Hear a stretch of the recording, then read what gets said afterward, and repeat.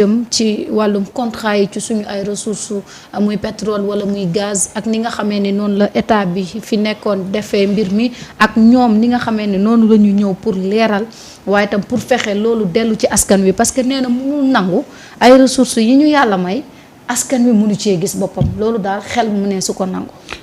joxalagum Seydina Ali mu dawal ndax moom xam nga moom xeeti contrat yi. te dégg nga discours bi mu ci def aussi sànq dama ko déglu kontaan ci discours. waaw discours magnifique très lucide nga xam ne Ousmane est très concentré ci li nga xamante ni moom mooy intérêt wu askan wi ak lépp li nga xamante ni moomeel la te askan wi moom ko. mu évoqué également article 25 bu constitution bi nga xamante ni si la ñu ko dëxëñ ni les ressources naturelles du pays appartiennent au peuple. alors bu fekkee ni loolu article bi nga xamante ni moom moo nekk ci constitution bi mooy charte ndeyu réew mi lañ ko bindu ne ressources naturelles yi waa dëkk bi ñoom ñoo ko moom nga wëlbatiku ci wet gi dem tijji contrat yi liir ko nga gis ne liñ la wax ci sa charte ndeyu réew mi ak en réalité li am ci contrat yi dafa am une différence parce qu'en réalité li nga xamante ni moom moo nekk ni contrat te ñi fi jiitu woon ñoom signé ko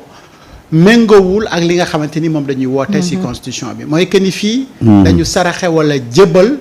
ñeneen ay multinationales yu am doole parfois sax comme ni ko le premier ministre waxee ëpp doole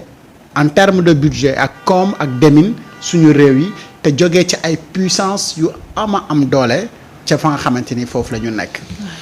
et ñooñu pour nga xeex ak ñoom pour renégocier wala corriger incohérence bi nga xamante ni moom moo am parce que il faut que ñu rappeler que ni même phrase boobu wala li jëmmal ni ressources naturelles yi appartient au peuple bi ñu ko yokkee ci constitution bi yàggul et ginnaaw nag yokk nañ ko ci ça veut dire am na une nécessité de relire les contrats de revoir les contrats le premier ministre mu ngi lay xamal ne ñi doon njëkk di xalaat contrat yooyu lépp la ñu xalaatoon sauf ay revenus yu nga xamante ni dina am ci ressources naturelles yooyu noonu pour ñëw ci askan wi ba askan wi war koo mën a utiliser mais ñoom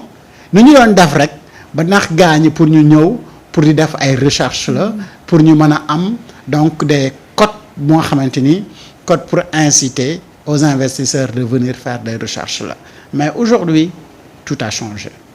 et mbir yi nag buy évoluer di changer il faudra nga évoluer avec le temps mooy que ni Sénégal ñun ñëpp xam nañ ne am na or am na zircon am na pétrole am na fer am na phosphate am na nangam sangam donc suñu code minier boobee nga xamante ni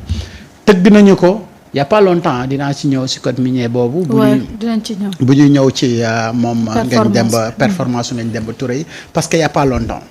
parce que code minier bi nga xamante ni moom la ñu am actuellement ni muy roulé mais en 2016 la ñu ko am et auparavant lan moo fi amoon c'était benn vide total donc les gens n'avaient pas prévu mais code minier boobu bi ñu koy tëgg boobu dañu dugalaale ci suñu constitution bi que ni les ressources naturelles appartiennent au peuple quand nag tu penses que ni les ressources naturelles appartiennent au peuple donc da nga war a jox gëdd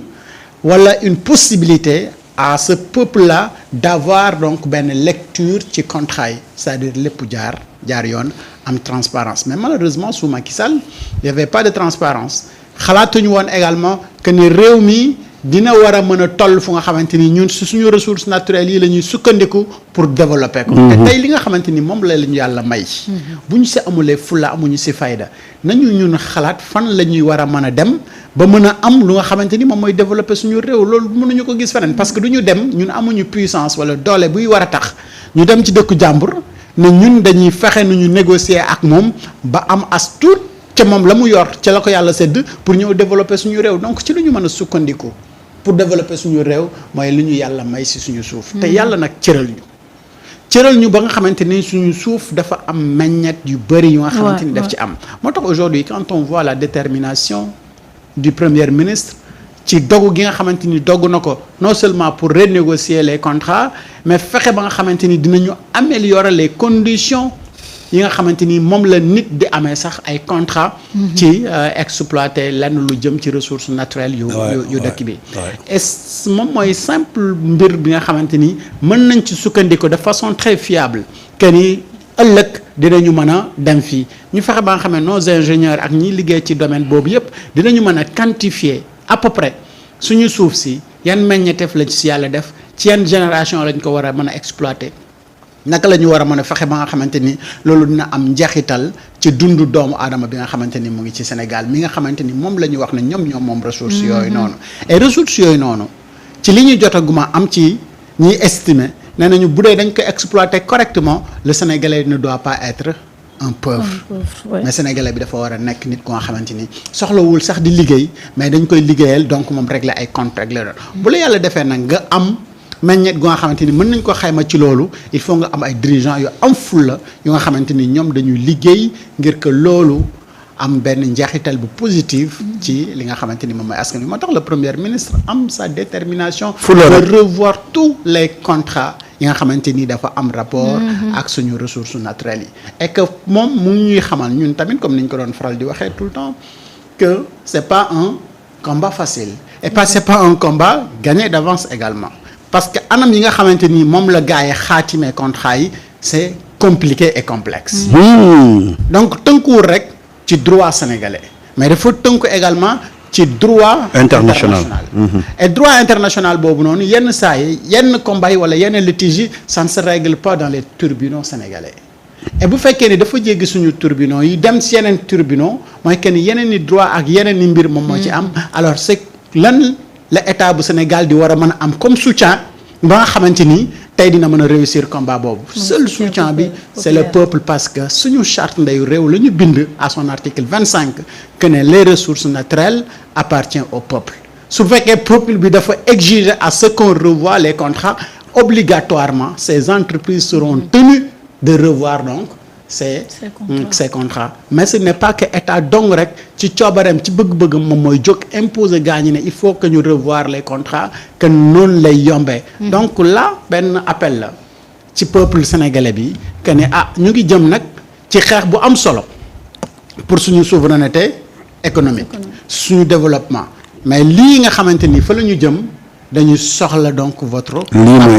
votre soutien et que loolu ñun ñëpp ñoo ci war a ànd pour le développement du pays mais est-ce que peuple bi ñu ngi comprendre donc appel boobu est-ce que peuple bi dégg nañu li Ousmane Sonko wax est-ce que peuple bi dinañ répondre positivement ci li nga xamante ni moom loolu mooy question yi gën a essentiel danañ ko dégg Ousmane daf ci def discours bu rëy waaw discours bu audacieux discours boo xam ne dafa retentir ci sénégalais yi nga xam ne déglu nañ ko démb Ousmane mu ne le Sénégal a raté sa première phase d'appropriation de ses richesses minières et pétrolières mu ne la loi dispose que tous les gisements ou accumulations naturelles d'hydrocarbures existant dans le sous-sol du pays sont de la propriété de l'État. Des dispositions permissives et les pratiques contractuelles démontrent une toute autre réalité. maanaam ci suñu charte réew la mu jagleel suñuy ressources jëm ci état bi boo xoolee nañu ko tëggee gouvernement yi fi jóge dafa wuteeg lool li suñu charte réew te tëral daanaka ñun li ñu waroon moom gars yi fexe nañu ba ñu ko négocier contrat ya ñu signé ñu jóge bitim réew ñoo ñu ci ëppale loolu moo tax nag malgré la présence de ces multiples ressources là le Sénégal reste toujours parmi les pays les plus pauvres muy loo xam ne xel mënu ko nangu parce que mënuñu la dëkk boo xam ne li mu am ci pétrole li mu am ci or li mu am ci zircon li mu am ci phosphate dëkk bi bokk ci réew yi gën a pauvre xel nangu ko moo tax nag foofu Ousmane ne gouvernement bi mu ngi travailler pour réviser tous les dispositifs législatifs pour les rendre plus favorables aux intérêts du pays nee na nag cet exercice concernera le code pétrolier le code minier et tous les autres codes connexes maanaam nañuy tëggeewaat léegi code yooyu yëpp dañ koy xoolaat day méngoog li nga xam ne moom moo nekk ci suñu charte réew mi jëm ci wàllu suñuy gàncax nga xam ne Sénégal da koy moom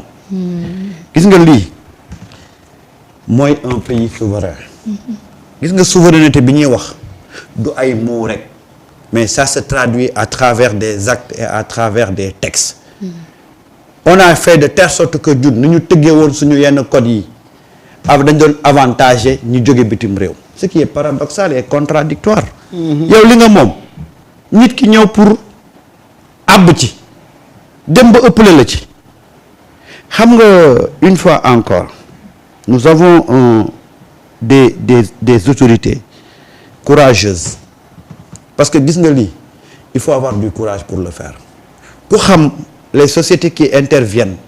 dans ces domaines-là xam ne c'est des multinationales puissantes facilement mën nga céder ci seen pression soit nga céder ci seen pression par rapport aux mallettes qui vont défiler wala soit nga céder ci seen pression par rapport ak seen diplomatie boo xam ne dañ koy exercer ci sa kaw tey nag suñu nouvelle autorité dañoo ñëw jël yëpp teg fële dañ ne woon mënul nekk bi ñuy wax de négociation contrat nañu dem nee naa leen avec Ousmane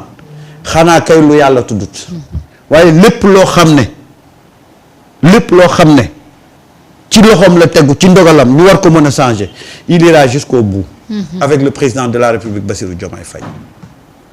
Voilà aujourd'hui les questions qui doivent interpeller les citoyens sénégalais parce que tubaab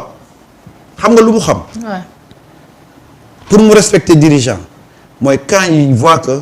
le peuple est derrière ce dirigeant là loolu rek ko mën a delloo gannaaw aajowul nga am xam-xam aajowul nga compétent ñoom xam nga lan moo leen mën a delloo gannaaw mooy quand le tubaab voit la mobilisation du peuple derrière ce dirigeant là mënuluñ ko dara. Kadhafi c'était ça sa force la mobilisation du peuple libyen autour de Kadhafi moo tax pendant des années Kadhafi était indéboulonnable malheureusement ils ont organisé à l'intérieur de ce pays-là des mouvements des troupes ba fexe ba infiltrer leen daaneel Kadhafi te gis nga bañ daaneelee Kadhafi ba tey réew ma dafa nekk ci guuta dont les dirigeants c'est son peuple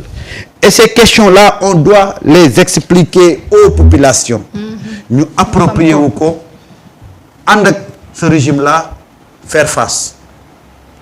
Mareta gis nga bés bu ñu changer ces codes-là ba li war a dugg ci Sénégal li Sénégal moom mu jot ko non Mareta nit dootul soxlaati di dem bitim réew pour tekki nit dootul soxlaati di traverser géej pour tekki te ña nekk bitim réew it bu leen neexee dara ñëw fii continuer seeni activités nous avons un peuple nous avons un pays béni par Dieu yàlla daf ñu may position bu baax position géographique yàlla may ñu climat bu favorable yàlla may ñu stabilité politique yàlla may ñu ay gàncax Marieta lan moo ñu tere woon développé ay njiit yu jubadi jeex na ba ñu amee nag ay njiit yu jub xam nga lu ci des ànd ak ñoom mbagg ak mbagg cukkel ak cukkel fu ñu tourné gis ñu